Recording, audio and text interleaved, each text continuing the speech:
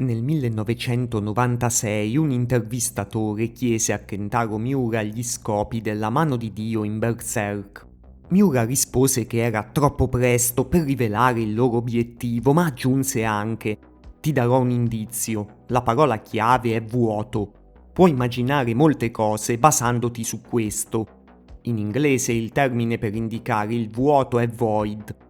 E Void è il nome di colui che sembra il membro più importante della mano di Dio, in un certo senso il capo degli antagonisti principali del mondo di Berserk. Nonostante sia un personaggio famosissimo, compare poco nella storia e sappiamo pochissimo di lui. In questo video andremo a mettere insieme tutto quel poco che sappiamo, inclusi tutti i suoi dialoghi e le sue azioni, per cercare di capire quanto più possibile su di lui e di svelare qualcosa sulla sua enigmatica identità.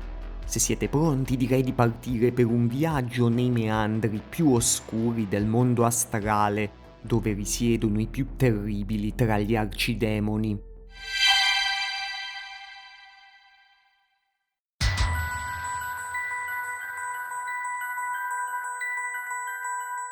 Nel manga di Berserk vediamo Void per la prima volta nell'ultima tavola del sesto capitolo del prologo, quando il conte attiva il Beherit e richiama la mano di Dio. Nel capitolo successivo Void parla rivolgendosi al conte e di fatto spiega il funzionamento del Beherit per richiamare la mano di Dio. Prescelto dalle leggi del fato, il tuo disperato desiderio di vivere ha spalancato il portale dello spazio e ci ha portati qui. Dopo Void parla di nuovo per commentare il fallito attacco di Guts contro Fempt.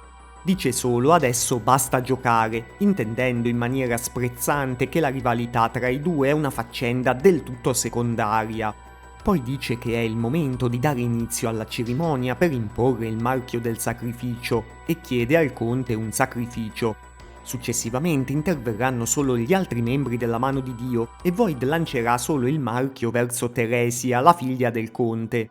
Quando vede che il conte vacilla, gli chiede se vuole offrire la ragazza come sacrificio ai demoni oppure no, e lo sollecita a dire che la sacrifica. Lo ripeterà solo una volta, poi il conte deciderà in cuor suo di non sacrificare la figlia. Allora Void dirà: "Il filo del fato è stato spezzato." Dopodiché il conte finirà nell'abisso e Void scomparirà insieme agli altri arcidemoni. Da questa prima apparizione Void già si distingue dagli altri membri per diversi motivi. Innanzitutto è il più composto e parla in una maniera formulare e arcaica. Si esprime solo quando necessario e praticamente solo per spiegare le regole della cerimonia. In più è colui che officia la cerimonia richiamando il marchio del sacrificio e rimarrà l'unico membro finora conosciuto della mano di Dio a ricoprire questo ruolo. Void ricomparirà solo in una breve visione di Griffith al capitolo 49 e poi durante gli eventi dell'Eclissi al capitolo 75. Qui è lui a dare il benvenuto alla banda dei Falchi dicendo: "Vi do il benvenuto in questo ambiente lontano, in questo tempo lontano. Voi, agnelli del Dio non divino nato dall'uomo, godete appieno di questa sacra celebrazione notturna. Tu, onorabile figlio consacrato dalle leggi della causalità, il falco, tu sei il prescelto. In questo tempo, in questo luogo, il prescelto della mano del grande Dio. Noi siamo della stessa genia, o benedetto re dei desideri." Anche qui Void usa un linguaggio arcaico e formale da gran sacerdote del rito che sta per iniziare. Void interverrà di nuovo solo quando Slan spiegherà a Guts che sarà proprio Griffith a sacrificarli per diventare uno di loro. È un punto molto importante perché il dubbio riguarda se sono loro a volere Griffith oppure sarà proprio lui a scegliere liberamente. Void dirà solo: "Tutto giace nelle correnti della causalità. Tutto è stato determinato. Tutto delle vostre vite è stato spinto verso questo sacro punto nel tempo, l'Eclissi. Il tempo per noi è giunto per l'invocazione del destino."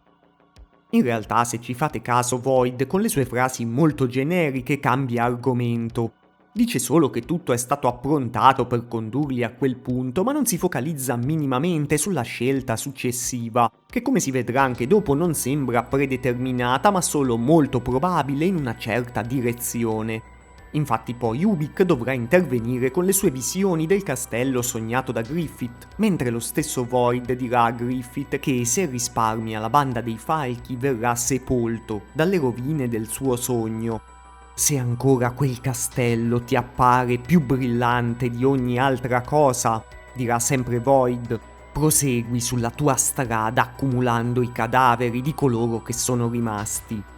Recita nel tuo cuore le parole "Io li sacrifico" e otterrai le ali delle tenebre sulle quali volerai nei cieli, più in alto di qualunque vetta. Poi Void aggiunge una frase molto enigmatica. Nella versione italiana viene resa così: se il destino si fa beffe della saggezza dell'uomo, non è sbagliato che l'uomo, tramite il male, si opponga al proprio destino. Nella traduzione inglese invece dice: se è vero che il destino trascende l'intelletto umano e rende i figli dei giocattoli, è causa ed effetto che un figlio sopporti il suo male e affronti il destino. In tutte e due sembra di capire che Griffith, diventando un membro della mano di Dio, si sta opponendo al destino e non lo sta seguendo. Pare che Void dica che un destino umano può essere quello di cadere nella peggiore delle sorti, come è successo a Griffith che dopo la sua cattura Windham è caduto dalla gloria alla disperazione. Però l'uomo può opporsi a questi scherzi del destino, diventando un demone. In generale sembra che la frase sottolinei ancora una volta che l'uomo può opporsi al suo destino, anche dalla prospettiva dei membri della mano di Dio. Ma fatemi sapere anche voi nei commenti come interpretate questa strana frase. Secondo me c'è stato anche qualche problema nella traduzione dall'originale giapponese perché non è molto chiara. Dopo che Griffith sacrifica la banda dei falchi, Void dice solo: i fili affastellati dalla legge della causalità ora sono stati legati. Il tempo promesso è giunto. Poi Void spiegherà a Guts che cos'è il marchio del sacrificio e gli dirà che la forza dell'uomo non può più nulla in quel momento. Dopo la violenza dell'eclissi, il focus tornerà su Void solo quando interverrà il Cavaliere del Teschio. Come tutti sapete, il Cavaliere tenterà subito di colpire Void con la sua spada, ma Void sarà in grado di aprire un portale per ridirezionare il colpo contro il Cavaliere stesso. I due si lanceranno solo un intenso sguardo, se possiamo parlare di sguardo visto che Void ha le palpebre cucite. Poi il Cavaliere si dirigerà a salvare Guts e Casca. Quando Slan dirà che neppure la mano di Dio può prevedere tutto e che loro non sono dei, e aggiungerà che forse anche la fuga di Guts e Casca era predestinata, Void rimarrà in silenzio. Sembra che Slan si rivolga proprio a lui come se lui dovesse saperne qualcosa di più, ma appunto lui non risponde. Probabilmente lui non conosce veramente il 100% del flusso della causalità e potrebbe anche temere i risvolti del salvataggio imprevisto. Dopo questi avvenimenti Void non dirà più neanche una parola nel manga di Berserk e si manifesterà solo in due brevissimi frangenti nel mondo materiale. Una prima volta la sua sagoma comparirà durante la cerimonia dell'incarnazione al capitolo 164 emergendo dall'ammasso di spiriti che infestano Sant'Albione. La seconda volta vedremo il suo enorme cervello al capitolo 306, tutti e due punti di congiunzione temporale, quindi eventi particolarmente significativi nell'universo di Berserk. Troveremo Void per l'ultima volta nella famosa visione di Guts al capitolo 362, che in realtà corrisponde a un ricordo del Cavaliere del Teschio. E questa è una delle apparizioni più importanti per scoprire qualcosa in più sul personaggio. Infatti lui qui compare durante quella che probabilmente è un'eclissi, circondato da altri 4 membri della mano di Dio diversi da quelli conosciuti finora. Nella tavola lui è al centro e questo può far pensare che si tratti proprio dell'eclissi in cui lui è asceso al rango di arcidemone. Nel ricordo vediamo che il cavaliere indossava un'armatura che è sovrapponibile all'armatura del berserker di Guts e reggeva in braccio una donna morente. questa donna era stata marchiata come sacrificio e sappiamo che era la lady sacerdotessa dei ciliegi in fiore, ovvero la donna amata un tempo dal cavaliere. Se quella che vediamo è proprio l'eclissi di Void, allora è stato Void a offrire la donna amata dal cavaliere come sacrificio, e quindi doveva avere anche lui un qualche forte legame con lei. Questo spiegherebbe la grandissima inimicizia tra i due che abbiamo visto durante l'eclissi. Con questo fondamentale scorcio sul suo passato si concludono le apparizioni di Void finora e quindi adesso dobbiamo andare a collegare i puntini per saperne ancora qualcosa in più. Come già sapete, se mi seguite su X o Twitter, il nuovo capitolo 383 di Berserk uscirà il 12 settembre, quindi se non volete perdervi l'analisi iscrivetevi al canale. E magari consigliatelo anche a altri amici appassionati del capolavoro di Kentaro Miura. Beh, per sapere qualcosa in più su Void magari possiamo analizzare i suoi poteri, il suo carattere e il suo aspetto. Per quanto riguarda i suoi poteri abbiamo visto che può manipolare lo spazio-tempo un po' come fa Fempt, e che è l'unico a evocare il marchio durante le varie cerimonie.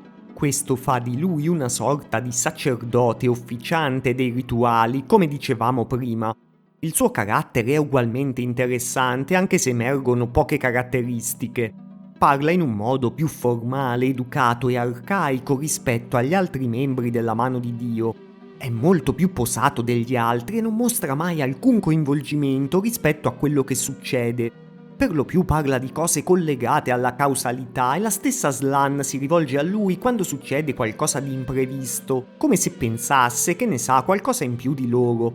Tutti questi elementi fanno pensare sia che è il primo dei membri della Mano di Dio attuale, e questo verrebbe confermato anche dalla tavola del capitolo 362, sia che è il più saggio e sapiente tra di loro, anche proprio in virtù del fatto che è il più anziano. Per quanto riguarda il suo aspetto fisico, il suo corpo è quasi interamente nascosto da un mantello. Stando ad alcune action figures ufficiali, il suo corpo sotto al mantello è composto solo da una spina dorsale e dalle braccia lunghissime. Ma non saprei se questo design sia stato veramente deciso da Miura. Stranamente Void ha anche 6 dita per mano, come vi ho fatto notare anche in altri video, e non saprei se abbia un significato preciso. Alcuni ipotizzano che ce lo abbia perché la polidattilia, ovvero avere più di 5 dita, è ritenuto un segno divino in alcune culture, come quella indiana. Ma non so se Miura avesse veramente voluto riferirsi a questo, o fosse solo un dettaglio estetico. Void ha anche il viso scarnificato come un cadavere, simile a qualcuno che abbia subito torture atroci. E la parte della bocca e del naso sono tenute da dei fili, come se fossero una specie di maschera. Poi ha le palpebre cucite per essere tenute completamente chiuse. Non so quanto dell'aspetto del personaggio sia veramente un indizio su di lui. Infatti Miura lo ha disegnato in uno stadio iniziale del manga e ha ripreso molto dell'aspetto dei membri della Mano di Dio dai cenobiti o supplizianti del film Hellraiser del 1987. Per esempio, l'aspetto di Ubik e Conrad è molto ispirato a quello del cenobita Butterball, mentre la bocca di Void è ispirata a quella del cenobita Chadar. Sicuramente la cosa che Miura ha voluto che notassimo è il suo cervello enorme esposto a vista, che chiaramente fa supporre intelligenza e conoscenza smisurate. Come si può intuire anche dal famoso capitolo 83, poi rimosso da Miura, in cui compare l'idea del male, è altamente probabile che i membri della Mano di Dio incarnino i desideri degli uomini, dei desideri portati ad un punto così estremo da risultare alla fine ambizioni mostruose e terribili. Se come nel caso di Fempt la forma d'arcidemone rappresenta i desideri della persona quando era umana, il cervello di Void fa pensare chiaramente che desiderava intelligenza e conoscenza, e magari si era avvicinato proprio a conoscenze occulte e proibite, come potrebbero essere gli studi su un oggetto demoniaco, ovvero il Beherit Cremisi. Le caratteristiche che abbiamo visto fanno pensare a un saggio vissuto nell'antichità e come vedremo effettivamente un simile personaggio viene citato nella storia di Berserk. Al capitolo 138 l'inquisitore Mozgus racconta a Farnese la storia della Torre della Condanna. Si dice che un saggio, un tempo imprigionato in questa torre dal re supremo Gaiserik, abbia continuato a proclamare i peccati del re a Dio in mezzo a ogni tortura possibile, finché un angelo fu inviato. Questo racconto collega direttamente un antico saggio alla storia di Gaiserik. E infatti, come già sapete se avete visto altri miei video, penso proprio che da umano Void fosse il saggio di questa storia, forse un consigliere dell'imperatore Gaiserik. Quasi tutto quello che sappiamo dal manga torna con questa teoria, che ad oggi quindi è la più probabile. Adesso vi riassumo gli indizi che suggeriscono fortemente che il saggio sia Void. Al momento della distruzione della capitale di Gaiserik arrivarono 4 angeli, che sarebbero i 4 membri della vecchia mano di Dio che vediamo al capitolo 362. A quel tempo gli altri 4 membri della mano di Dio, che sarebbero anche i 4 angeli del racconto, erano più simili nell'aspetto a degli idoli pagani, perché spesso la capitale di Gaiserik viene rappresentata come una città del mondo antico. Questi 4 membri diversi incarnavano i desideri umani di un'epoca diversa e appunto più arcaica. Gli abitanti della capitale di Gaiserik hanno il marchio del sacrificio, infatti sono stati sacrificati proprio dal saggio in questa eclissi che ha portato alla caduta dell'impero di Gaiserik. Gli eventi della storia di Gaiserik risalgono a circa 1000 anni prima rispetto al presente di Berserk. Le eclissi si verificano una volta ogni 216 anni, quindi tra l'eclissi di Griffith e l'eclissi di Void sono passati 864 anni, che aggiungendo magari qualche decennio relativo alla vita dei personaggi più o meno torna bene con i 1000 anni della storia di Gaiserik. Se Gaiserik, come io penso, è il cavaliere del teschio, questa storia spiega l'inimicizia tra i due che abbiamo già visto. Zod dice al cavaliere del teschio: tu che sei stato il nostro nemico per 1 millennio, facendo intuire che il cavaliere del teschio sta in giro esattamente dalla stessa epoca di Gaiserik e di Void. Void poi ha tutti gli attributi del sapiente, a partire dal cervello e dalla parlata. Ricorda chiaramente nel volto uno che è stato torturato come il saggio della storia di Mozgus, se delle cose della sua vita si fossero conservate nel suo aspetto demoniaco. La stessa opinione di Mozgus sulla storia è un indizio a sostegno della teoria. La religione di Berserk professata da Mozgus in realtà è un distorto culto della mano di Dio. Quindi il fatto che Mozgus ritenga Gaiserik malvagio e si schieri dalla parte del saggio fa intuire che Gaiserik può essere considerato uno strenuo oppositore della mano di Dio e il saggio in questione colui che ne è diventato membro e dunque Void. Molti che non condividono questa teoria si chiedono come avrebbe fatto il saggio a sacrificare la capitale di Gaiserik e la donna amata da Gaiserik. Infatti queste erano cose importanti per Gaiserik. La mia ipotesi è che fossero molto importanti anche per il saggio, che magari inizialmente aveva contribuito all'impero di Gaiserik in buona fede. La strega Flora dice che gli eventi si ripetono, anche se con delle variazioni come in una spirale, e paragonando il triangolo Gaiserik, Lady Sacerdotessa, Saggio a quello Guts, Casca Griffith, forse possiamo capire ancora di più. Innanzitutto sia Gaiserik che Guts sono guerrieri, e se Gaiserik è il cavaliere del teschio, tutti e due indossano l'armatura del berserker. Void è il quinto membro della vecchia mano di Dio, Griffith è il quinto membro della nuova. Nell'eclissi di Void si salva solo il cavaliere, nell'eclissi di Griffith si salvano sia Guts che Casca. È probabile che il saggio fosse in origine vicino agli altri due e abbia contribuito a costruire l'impero di Gaiserik. Magari la Lady Sacerdotessa era un po' nel mezzo tra i due, come Casca, amata anche dal saggio che aveva dovuto farsi da parte. Guts ha lasciato Griffith quando se n'è andato dalla banda dei falchi e questo ha avuto come conseguenza che Griffith è stato torturato e rinchiuso in una torre, la Torre della Rinascita. Se la storia che racconta Mozgus è andata proprio come dice lui, anche le decisioni di Gaiseric avrebbero fatto sì che il saggio fosse torturato e rinchiuso nella Torre della Condanna. Non sappiamo se Gaiseric in realtà fosse un sovrano giusto e la sua immagine sia stata distorta nei racconti oppure fosse veramente un re malvagio. Comunque in qualche modo il saggio sarebbe stato così disperato da attivare il Beherit Cremisi e sacrificare delle persone a cui teneva, ovvero la Lady Sacerdotessa e tutti gli abitanti della capitale, e forse anche Gaiseric stesso che non sappiamo se sia marchiato.